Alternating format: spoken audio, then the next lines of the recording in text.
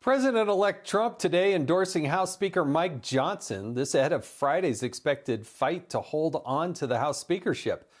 Let's welcome to the show West Virginia Congressman-elect Riley Moore. Congratulations on the victory. You're in for the ride of your life. I was served in Congress for over 8 years. And first vote, most important vote, voting for Speaker. How are you going to vote? And what do you expect on what is expected to be a very tight vote? Well, Jason, thanks so much for having me on, and thank you for the congratulations. Yes, first vote will be for Speaker of the House. I am voting for Mike Johnson. He has the full and total endorsement of President Donald Trump. This is a state that I represent here in the 2nd Congressional District that voted for Donald Trump. Over 70% of us voted for Donald Trump in the great state of West Virginia. Donald Trump certainly has a mandate to govern, and I plan to be there to help him fulfill that mandate as a member of Congress. All right, I want you to listen to some of the other lawmakers on their potential vote for Speaker Johnson. Listen to this.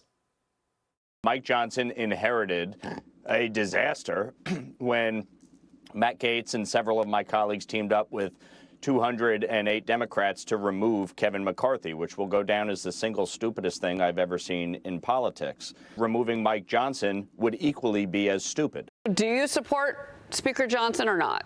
I think that Mike has done an admirable job under tough conditions, but I'm going to keep my options open. With Thomas Massie already saying he's a hard no, people like Victoria Sparks saying that they're likely a no, that's concerning. Just raised a lot of concerns about how we're going to do things. Are we going to work within our conference to get the solution, or are we automatically going to run to the Democrats to get votes? There needs to be a better communication between the leadership and the membership. All right, so what do you say to your colleagues? Because only if 2 of them go no, he can't get from here to there. So what's your message to those who are thinking about voting no?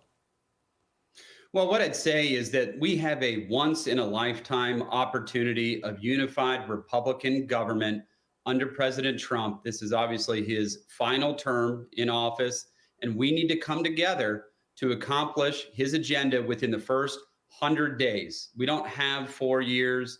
We probably don't even have 2 years to really get across the line the things that President Trump ran on and many of us ran on to save this country and restore it from the destruction that has been wrought by the Biden administration and the liberal left over the last several decades. So we have to all come together and get on board here with President Trump and the America First agenda. I certainly understand that there's been some communication problems, and I think that was pointed out by a couple of the previous folks on the show that you just pointed out.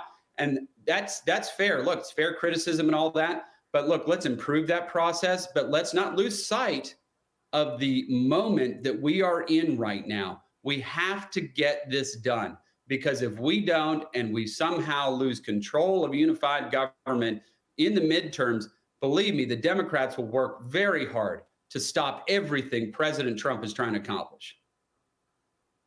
Riley Moore, we're figuring out real quickly why you were elected there from West Virginia. Congratulations. We'll see you there on the floor of the House coming up before you know it, before the end of the week. Thank you so much.